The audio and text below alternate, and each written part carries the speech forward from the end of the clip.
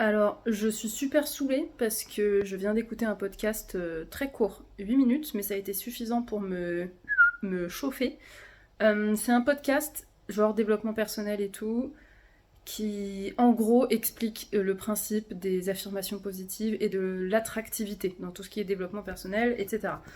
Et le podcast, enfin la podcasteuse, dit clairement la situation dans laquelle tu es. À ce moment-là, elle parle de genre si ça va pas, tu vois. Donc, la situation dans laquelle tu es, tu l'as attirée et c'est qu'au fond de toi, tu le voulais un petit peu. Non, en fait, c'est trop. Certainement pas. Oui, on peut se mettre dans un certain mindset qui peut faire que on va créer des situations qui sont pas à notre avantage, des maladresses, des choses comme ça. Mais en fait, s'il y a des choses horribles qui nous arrivent, on l'a pas toujours voulu en fait. Même si c'est notre inconscient, on l'a pas toujours voulu. Donc, stop en fait.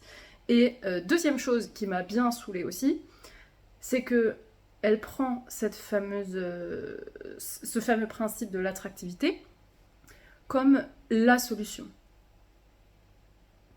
C'est quelque chose qui peut t'aider à y voir plus clair. C'est quelque chose qui peut te faire du bien, te rassurer, etc.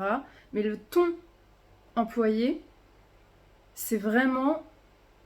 euh, comment dire?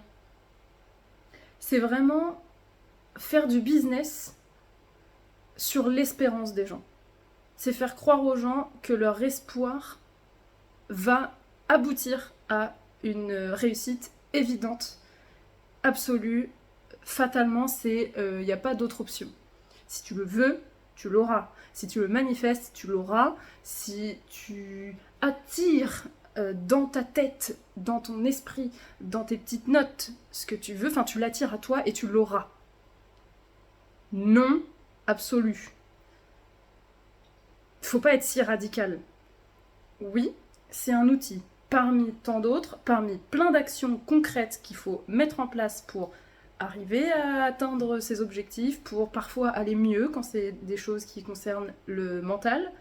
Mais par pitié, arrêtez de faire de l'espoir des gens un business, quelque chose sur lequel vous allez essayer de choper de la thune et dans lesquels parfois les gens vont pas mettre en place des moyens qui vont vraiment les faire aller mieux.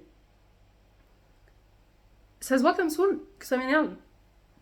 Je suis vraiment partisane et à fond dans ces trucs d'attractivité, développement personnel et tout. Je suis la première à écrire H24 dans mon journal et à faire un peu de manifestation, de vraiment me dire tiens, j'aimerais vraiment que si, me projeter en mode tiens, quand ça ira mieux sur ça. Bref, le principe de l'attractivité, je le comprends et j'y crois.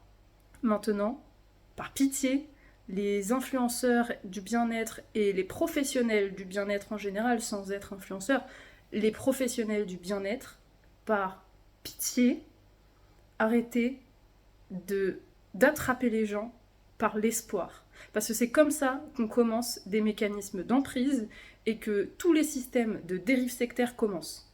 On prend la faiblesse des gens, on leur fait croire une réussite fatale par quelque chose de très simple qui est de penser mieux. Et de les culpabiliser en plus en leur disant que, en fait, tout ce qui t'arrive, au fond de toi, tu le voulais. Eh, stop, ça va pas ou quoi? Donc voilà, je voulais vraiment adresser ça parce que c'est chaud en fait. Et quand vous prenez la double lecture des, des professionnels du bien-être qui sont malveillants ou qui sont trop loin dans leur truc, faites gaffe. Faites gaffe aux mots que vous employez. Je pense qu'elle était vraiment pas de mauvaise intention, cette personne. Mais ça peut être grave. Genre, vraiment. Je dis pas qu'il faut pas avoir d'espoir et que les gens qui sont dans leur malheur le resteront. Absolument pas. C'est pas ce que je dis. Mais il faut pas dire aux gens manifeste et tu iras mieux. Et ne fais rien d'autre. Parce que ça, c'est suffisant. Et t'inquiète pas, ça arrivera. Non! Il n'y a pas que ça. Fais ça pour te sentir bien. C'est un outil qui peut t'aider à retrouver espoir quand tu es un petit peu dans le down, mais ça sera pas révolutionnaire.